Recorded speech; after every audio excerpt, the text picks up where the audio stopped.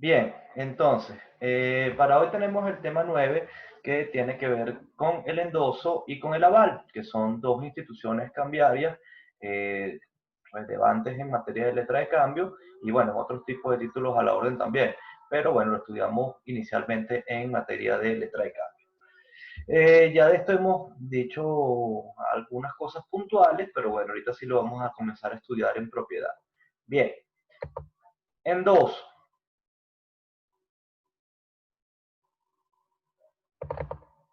Vamos a pasar la lámina. Ok, aspectos generales. El endoso es la forma de transmisión o de circulación por excelencia de los títulos a la orden. Como recordarán, el artículo 150 del Código de Comercio, que hemos visto en varias oportunidades, distingue entre los tipos de títulos valores en función de su forma de transmisión o de circulación, estableciéndose pues que los títulos a la orden se transmiten por la vía del endoso, que los títulos nominativos se transmiten por la vía de la cesión y que los títulos del portador se transmiten por la simple tradición, o sea, por la simple entrega del título de una mano a la otra. Ok, en general el endoso constituye un medio rápido y relativamente con pocas formalidades para la transferencia de la titularidad o la legitimación del crédito cartular, pues de ese crédito que está documentado en esa letra de cambio. Hablamos de titularidad y o legitimación porque en algunos casos el endoso transfiere la propiedad, de ser así, la titularidad de ese derecho, y en otros casos lo que transfiere pues es el derecho, la cualidad para cobrar. Ok, entonces, en principio el endoso es puro y simple, o sea que no puede estar sometido a una condición. Si se somete a una condición, esta es nula. O sea, la condición, no el endoso es lo que es nulo, sino que se entiende pues que si se pone un endoso condicional, debe entenderse que el endoso no simplemente se hizo de una forma pura y simple. ¿Por qué? Porque, bueno, en definitiva, la orden de pago, letra de cambio, es una orden pura y simple de pago y tener que dificulta la circulación. Imagínense que hay dos titulares ahora, el de 500 y el endosatario que se quedó con crédito. ¿Y que ocurre a su vez? Entonces transfiere ese crédito. Entonces ya, digamos, la dinámica del título valor, donde el papel sería muchísimo más complicado. Es nulo el endoso al portador, según lo establece el artículo 221, porque, bueno, parte de la idea de la existencia del cambio es que es un título a la orden donde el titular de hecho de cobro está identificado o es pretificable, bueno, sin perjuicio de que puede circular, pero la idea es al final, cuando esa letra de cambio se presenta al cobro, está el titular de ese derecho está perfectamente identificado. Entonces, en cuanto a la forma de realizar el endoso, el beneficiario es el que documenta a endosar. Recuerden que la letra de cambio está el sujeto inicial, que es el librador que crea el título, el librado emite la orden de pago y el beneficiario. Entonces, este beneficiario, si tras derechos que se está entregando, otorgando, lo hace también por lo general en el propio título cambiario, aunque la norma nos dice pues está en una hoja anexa o que forme parte de alguna manera de ese título cambiario. El endoso, bueno, básicamente va a ser sin indicarse específicamente quién es el nuevo beneficiario, pues en la parte de la letra. ¿Ok? Normalmente, pues las firmas que están en el anverso, en la parte delantera de la letra, son de otros sujetos cambiarios y el reverso de la letra está habitualmente reservado para los endosos por parte o sea, del beneficiario al endosatario o a la cadena de subsiguientes endosatarios que pueda haber. Esto es, en principio, porque, bueno, no es que no pueda haber un endoso en la parte delantera de la letra, si está bien identificado que es un endoso, nada más de letra que a la del libro de expresión. Cuando hay una firma que parte de la firma, en materia de estos endosos se designa no cosas y usarla en que cero o a que perdido endosatamente. Obviamente, porque la oposición firma está de mano en mano. Bien, entonces cualquier beneficiario o una, no todo eso, o transferir justamente fe. Si C, persona ratón, mira, todos los explicarnos, el artículo preguntar el título, no es hecho que todo y la por la antes de prohibir, yo ya existía realmente el excedente. ¿Ok? Entonces, es un medio de crédito conforme cuanto al derecho de los títulos. En los títulos, es excepcional como de que la letra sea no o por alguna razón a mí me interese que realizar pues, el titularidad por la vía de la cesión y no del endoso, un poquito más incluye lo que es efectivo poder hacer el endoso, entonces mientras que el endoso es un acto unilateral.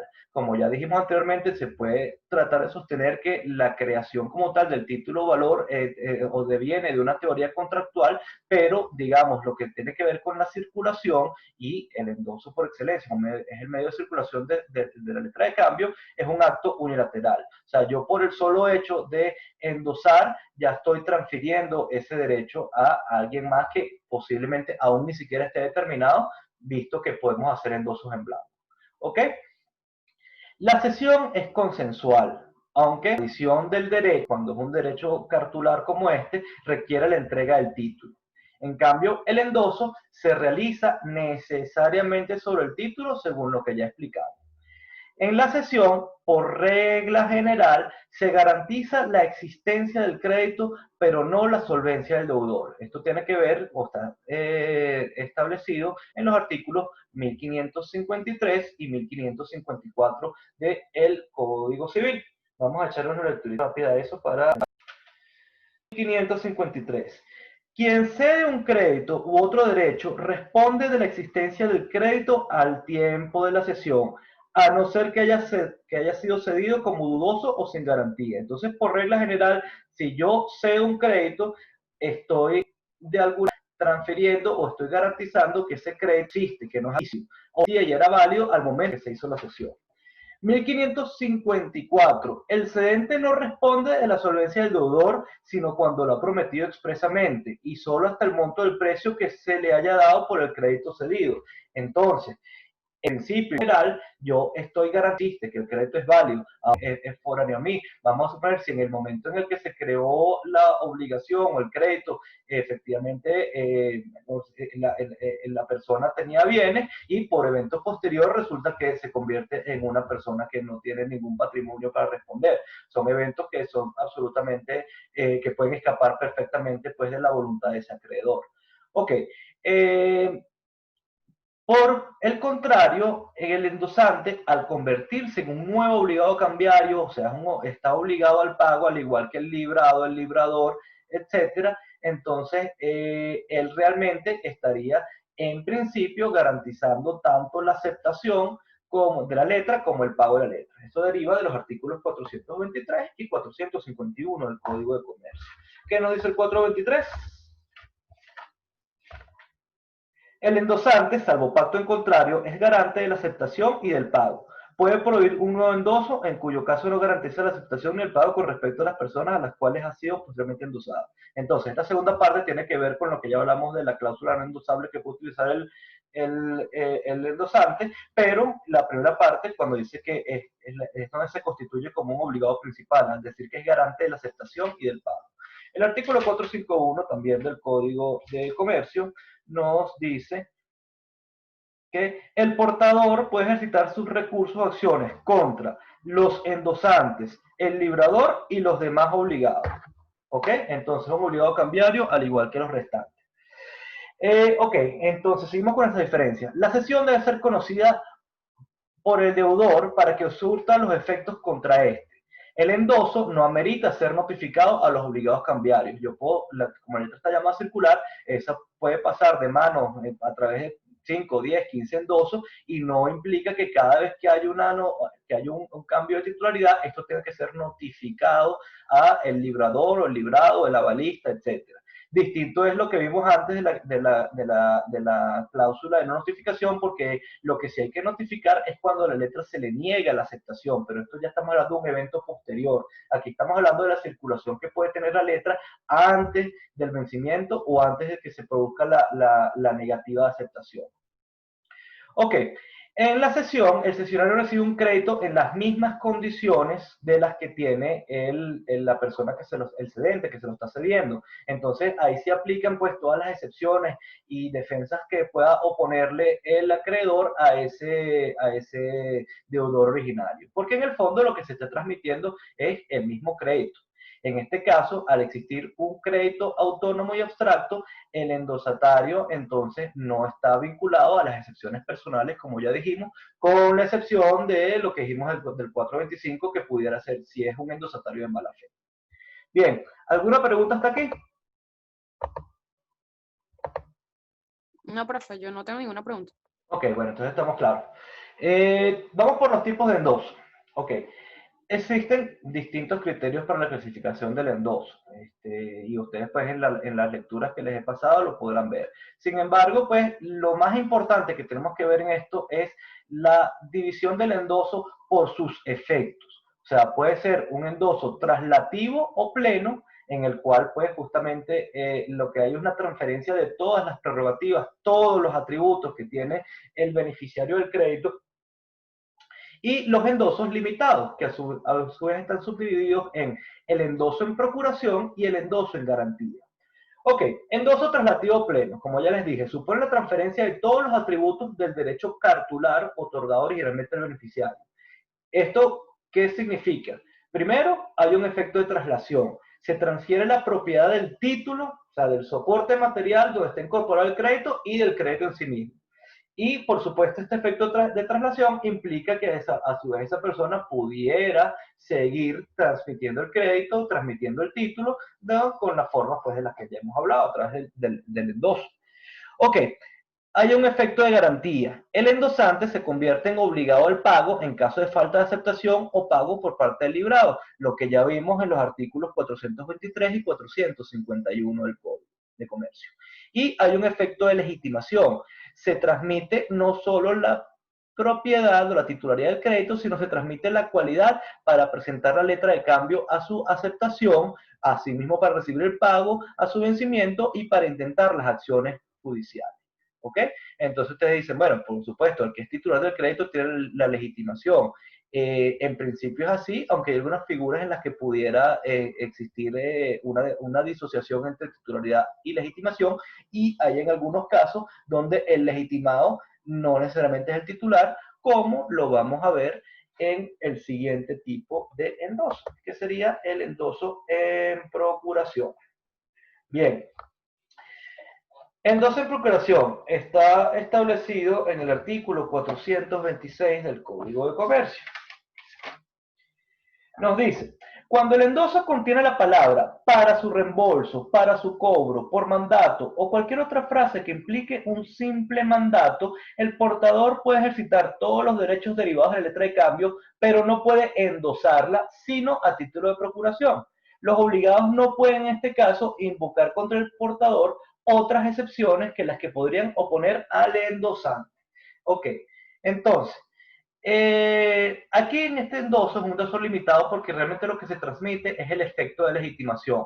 ¿Por qué? Lo que subyace es un mandato con representación. El titular el beneficiario del crédito de la letra de cambio se lo está entregando o le está entregando la letra y la posibilidad de cobrarla a un tercero.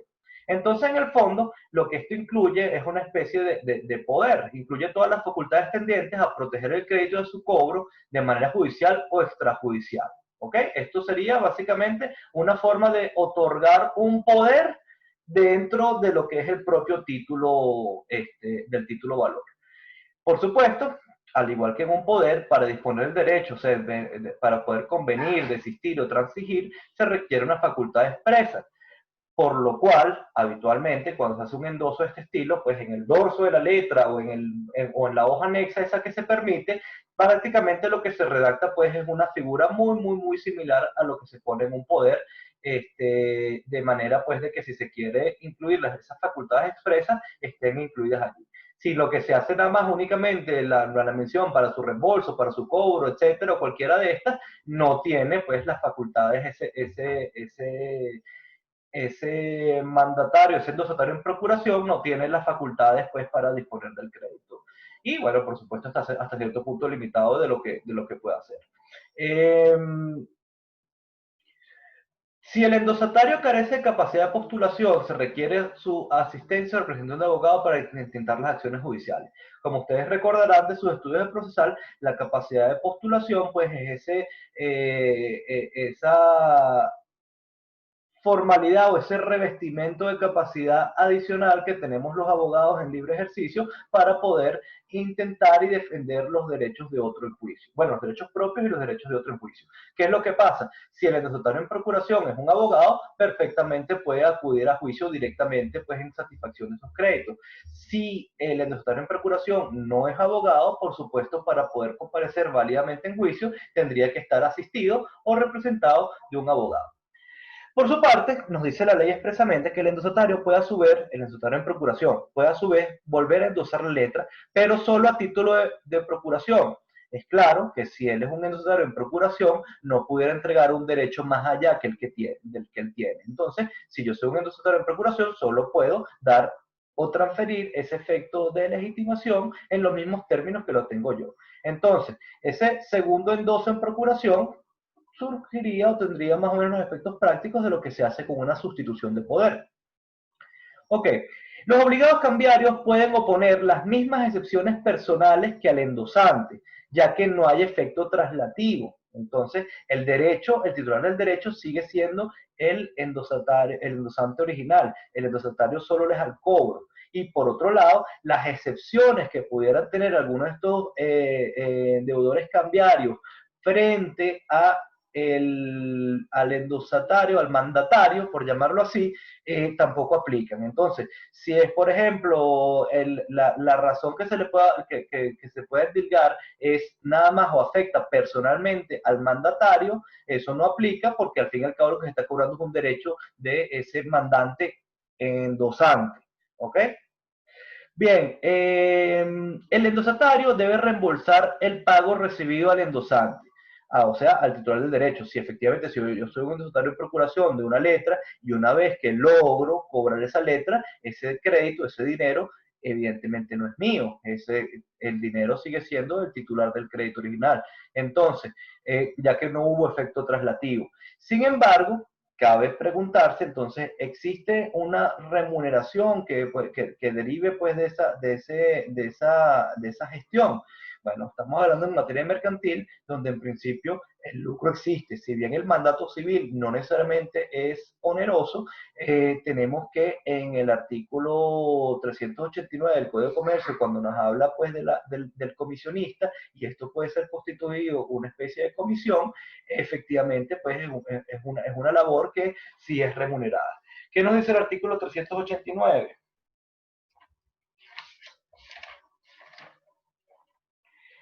El mandatario mercantil tiene derecho a exigir una remuneración por el desempeño de su encargo. Si no hubiera convenios previos sobre su monto, se estará al uso de la plaza en que se hubiera ejecutado el mandato. Entonces, en principio, necesariamente este endosatario en procuración siempre va a tener una remuneración. Y más allá, si es una actuación de abogado, esto tiene pues una remuneración que está prevista pues en la legislación de abogados, su reglamento, etc. Ahora, ¿qué ocurre, por ejemplo, si existe, pues, se cobra la letra y todavía no se ha pagado, pues, el trabajo de este endosatario en procuración? Habrá, pues, un derecho de retención, que conforme a las obligaciones, como ya las vimos, pudiera ser que sí. Bueno, son cosas, digamos, de nivel de detalle, pero en principio sí debería haber pues un derecho para ese endosatario en procuración de antes de reintegrar pues lo cobrado en la letra, también pues satisfacer pues el crédito que tiene frente a su endosante en procuración. En lo que respecta pues a la forma de extinción de este tipo de endoso, aplicarán como en el fondo lo que subyace es un mandato, aplica las normas del artículo 406 y 407 del Código de Comercio en relación a la extinción del contrato de comisión, porque en el fondo pues la comisión es un contrato, un mandato mercantil y todo lo que tiene que ver con letra de cambio al mismo tiempo es un acto objetivo de comercio. Entonces sí debería aplicar eso. Y también las de extinción del mandato civil. Ok, aquí encontraríamos una cierta diferencia porque el mandato civil se extingue por la muerte del mandante. En el caso del mandato mercantil no se extingue por la muerte del mandante. Entonces, pudiéramos decir que aquí lo que hay es una mixtura, pues se podrá extinguir el endoso en procuración tanto por las causales mercantiles propiamente dichas y como por las causales civiles, menos por la muerte del mandante. Bien, ¿estamos claros? Además veo a César por aquí conectado en este momento. El otro tipo de endoso limitado que tenemos es el llamado endoso en garantía. ¿Ok? Esto está regulado en el artículo 427. Valor en postre, creo que menos que la endolación.